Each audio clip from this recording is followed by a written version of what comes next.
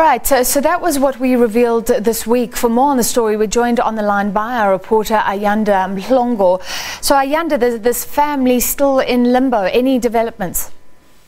A very good evening to you, Francis, and a good evening to our viewers. They still want answers, Francis. The mother, as you saw there in that clip that you played, very desperate. She's not well at the moment, and it's all because of this incident that has happened to her son.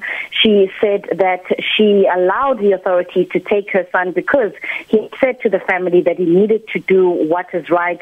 He wanted to see those responsible for the murder of his colleague Archie Duma eventually brought to book and eventually prosecuted, and if he could have assisted in that, and that was what he was going to do. And she says that now she wants answers from the authorities. They have been trying to get hold of the police, and the family claim that since they were learned of the son's death, the police have not been forthcoming with the information.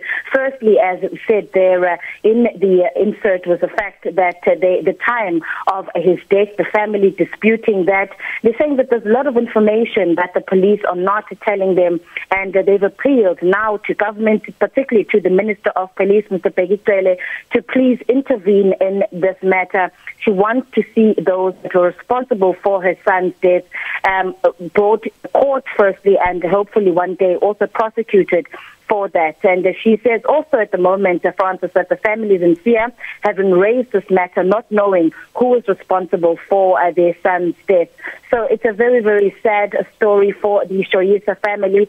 But they are saying that they're hoping that the appeal would be heard by government, would be heard by the Minister of Police.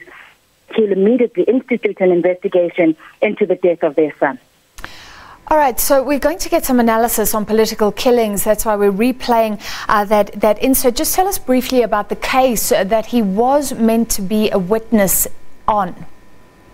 The case was the murder of an internal auditor at the KwaNongoma municipality in 2016, Mr. Archie Duma. He was gunned down in the parking lot of the municipality, and shortly after his death, when the investigation started, police then spoke to Bonginkosi Shoyisa, who was the supply chain manager, and shortly after, he was then taken into witness protection program.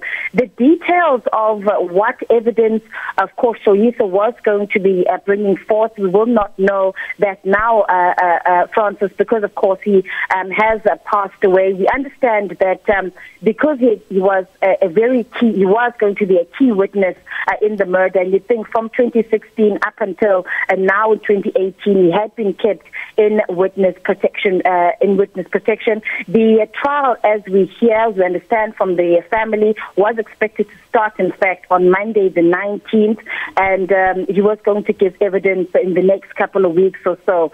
So those were the circumstances around him having eventually been put under the witness protection program. All right, thank you very much, SABC reporter Ayanda Mhlongo. Well, earlier, the report of the Morane Commission